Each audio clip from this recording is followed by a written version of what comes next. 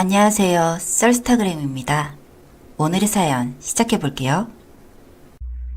안녕하세요. 세상은 혼자 살 순 없지만 그 안에 믿어야 할 사람, 믿지 말아야 할 사람을 종종 가리기 힘들다 했던가요? 오늘은 제가 그야말로 정말 믿던 도끼에 발등 찍힌 얘기를 들려드리려고 합니다. 나이는 점점 차는데 남자친구도 없고 친구들은 다 결혼해서 아이 돌잔치도 하고 하는데 보는 선도 다 번번이 실패했던 저. 결혼은 정말 포기하고 있었습니다. 그러던 중 친구의 소개로 저는 정말 마지막이다 생각하고 선을 봤습니다. 결혼도 포기한 상태였고 그냥 이대로 살다가 늙어 죽는 건지 하는 심정이었죠.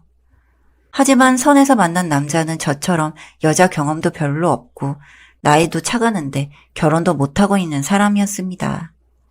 비슷한 사람끼리 만나면 쉽게 끌린다고 하던가요? 저와 남자는 쉽게 서로에게 끌리게 되었고 그렇게 결혼을 전제로 빠르게 만남부터 결혼까지 하게 되었습니다. 그게 지금의 제 남편이죠.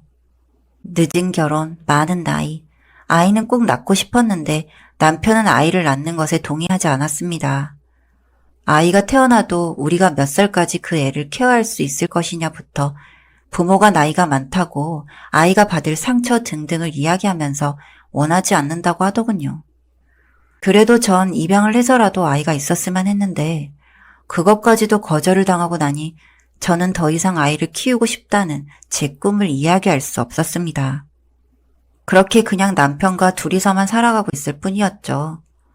처음에는 아이 하나 정도는 우리가 나이가 좀 많아도 낳아서 기르면 좀 어떠냐 생각이 들었지만 계속해서 신혼 같은 삶도 나쁘지 않더군요. 매일 나를 지극정성으로 챙겨주던 남편, 드라마 속 여자 주인공이 된 느낌이었습니다. 찾아보니 저희 같은 부부가 참 많더라고요. 딩크족. 그렇게 저희는 계속해서 아이 가질 계획 없이 그렇게 지내게 되었습니다. 물론 시부모님과 부모님의 압박도 심했지만 저희는 계속 아이 가질 계획이 없는 부부로 살고 있었죠. 그렇게 아이는 없지만 행복하던 저희 부부, 어느 날 저를 찾아온 한 명의 여자로 인해서 저희 부부의 행복한 생활에는 점점 금이 가기 시작했습니다. 땡땡씨, 어떤 여자가 땡땡씨를 꼭 봐야 한다면서 찾는데 땡땡씨 동창이라는데? 대학교 때 학생의 경험도 있고 발이 넓던 저, 얼마나 생각이 나면 회사 근처까지 올까 하고 아는 동생이 저를 보러 온 건가 하고 아무 생각 없이 절 보러 왔다는 여자를 보러 나갔습니다. 하지만 제가 본 여자는 정말 처음 보는 여자였어요.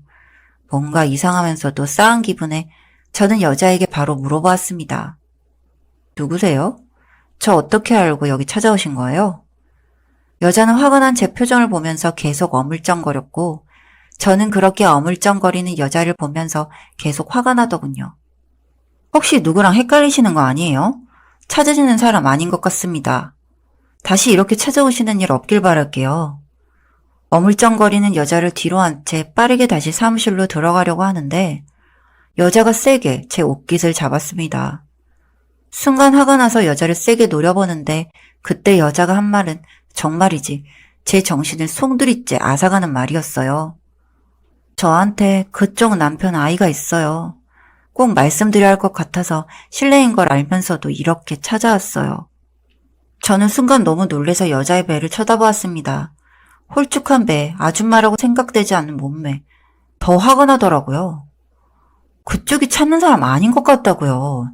그리고 설령 그렇다고 해도 우리 남편은 그럴 사람이 아니에요. 왜 애먼 사람을 자꾸 그래요? 하지만 그 여자가 보여준 사진을 본 순간 저는 제 조금씩 드는 의심을 확신할 수밖에 없었습니다. 여자가 보여준 핸드폰 사진 속 사진에는 둘의 사진이 가득했으니까요. 같이 놀러가서 찍은 사진 등등.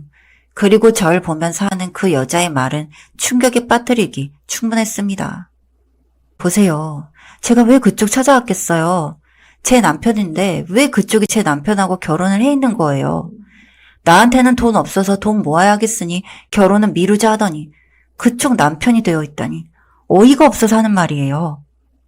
남편과 똑 닮은 아이 사진까지 보여주는 여자. 대체 이 상황은 뭐고 나는 남편에게 대체 어떤 여자인지 머리가 아파오기 시작했습니다. 일단 상황은 알겠고 집에 가서 남편과도 얘기를 나눠보겠다 하고 겨우 여자를 진정시키고 집에 왔는데도 심장이 계속 떨리더라고요.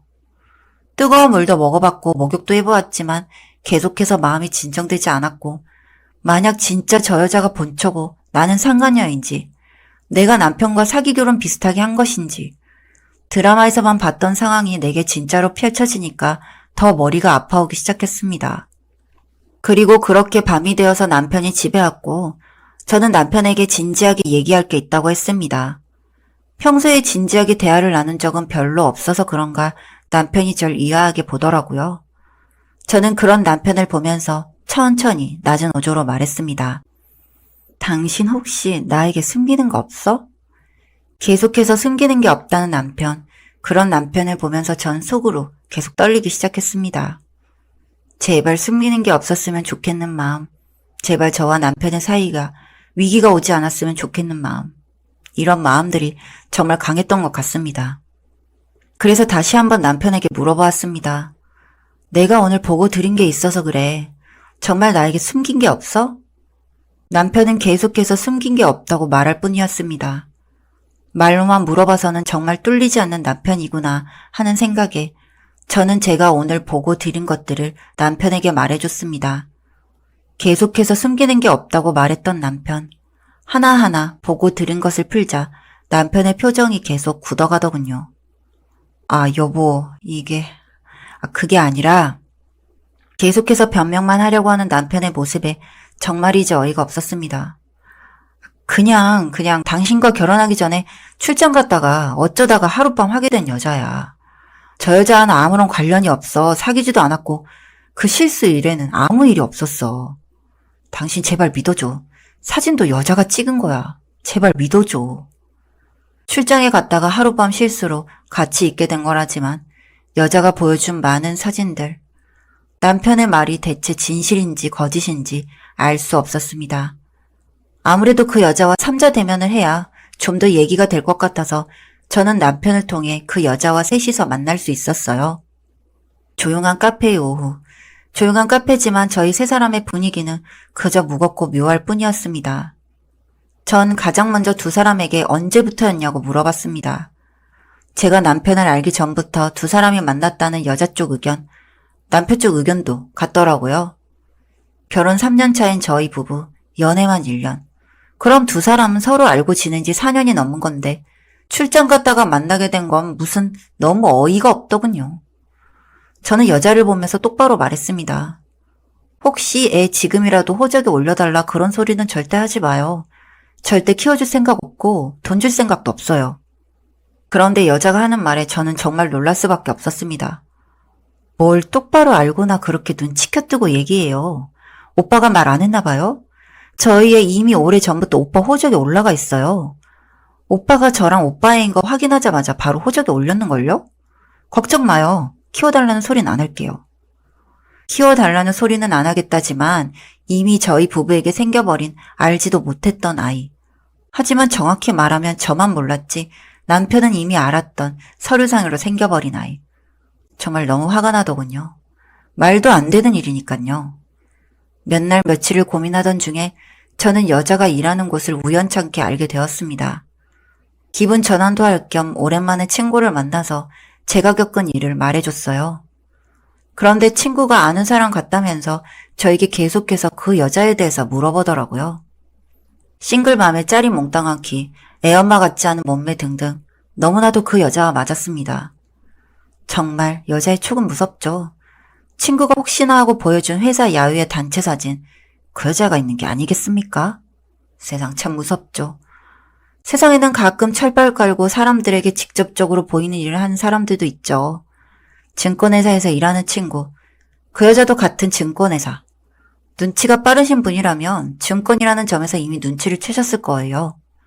저는 친구를 통해서 찌라시를 만들었습니다. 한번 만들어지면 여기저기 퍼지는 찌라시를 통해서 여자도 눌러주고 남편도 눌러주려는 계획이었죠. 생각보다 찌라시는 잘 먹혔어요. 증권회사 여기저기에 퍼져서 여자에 대해서 평판도 안 좋아지고 인터넷에서 소위 밈화가 되면서 남편 쪽 회사에도 소문이 퍼지기 시작했으니까요. 소문이 커지기 시작한 거죠. 계획 대성공. 물론 이미지로 먹고 사는 금융 쪽 회사에서 이런 말도 안 되는 찌라시 속의 주인공을 그냥 둘 리가 없었죠. 친구에게 들으니 권고사직을 당했다고 하더라고요. 그 이후로는 전 남편과 이혼하지 않고 소송 중에 있습니다. 상간녀 소송을 진행 중이에요. 이 여자는 뭐가 됐든 저에게 자신의 아이를 위해서 이혼해주기를 바라는 것 같은데 전 이상하게 해주기가 싫으네요. 그래서 이혼 소송은 아직 진행 중은 아닙니다. 그래도 한순간도 그 인간을 보고 싶지는 않아 친정에서 지내고 있어요. 지 둘이 살림을 차리던 말던 이제 제 관심 바뀌고 호적상 자기 자식에게도 엄마로 올라와 있지 않은 그 여자가 얼마나 행복해질지 두고 보려고 합니다. 아주 매운 지옥이 그 둘을 기다리고 있을 거예요. 왜냐면 제가 계속 지옥에 보낼 예정이기 때문입니다. 여기까지 썰스타그램이었습니다. 구독과 좋아요 부탁드릴게요.